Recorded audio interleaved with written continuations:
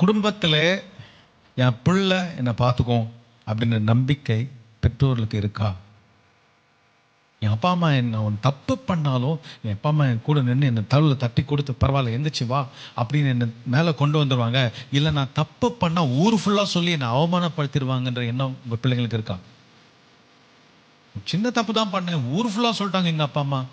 நீங்கள் தானே எங்கள் பெற்றீங்க, உங்கள் பிள்ளைங்களை நீங்கள் தானே எங்கள் பாதுகாக்கணும். சிங்கத்துக்கும் கரடைக்கும் பாதுகாத்தான் தாவீது. சும்மா ஒரு சின்ன தப்பு பண்ண, ஸ்கூலில் ஒரு சின்ன பிரச்சனை வந்தானே ஊர் ஃபுல்லாக சொல்லிட வேண்டியது. அதே நேரத்தில் உங்கள் பிள்ளைகள் பண்ணுற தப்பை நீங்கள் மூடுங்கன்னு சொல்லலை, வெளியில் நீங்கள் அதை சொல்ல வேண்டாம். பிள்ளைகளுக்கு தனியாக வீட்டில் கூப்பிட்டு கண்டிங்க, அது கட்டாயமாக தேவை. கத்தருக்கு அடுத்த வழியிலே வளர்க்க வேண்டியதில் சந்தேகமே வேண்டாம்.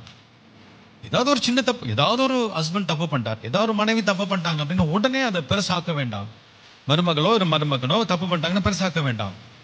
அந்த தைரியம் இருக்கணும். அந்த தப்பு பண்ணாலும் my family will support me. ஒரு 10 லட்ச ரூபாய் எனக்கு லாஸ் ஆயிடுச்சு என் பிஸ்னஸில் அப்படின்னா உடனே என்ன ஒரு சம்பவம் சொல்லியிருக்கேன். ஒருத்தர் வேலை போனோடனே மனைவி அவனை விட்டு போயிட்டாங்க.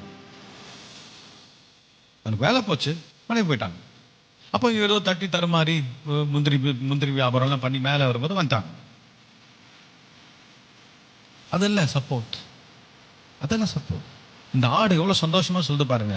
நான் மரண இருளின் பள்ளத்தாக்குல நடந்தாலும் நான் பயப்பட மாட்டேன், ஏன்னா என் மெய்ப்பன் கூட இருப்பார். அந்த ஒரு உணர்வு உங்க குடும்பத்தில் இருக்கிற ஒவ்வொருத்தருக்கும் வரணும். நான் என்ன தப்பு பண்ணி தெரியாம இடறி விழுந்து எந்திரிச்சு வந்தாலும் என் குடும்பம் எனக்கு நிற்கும்.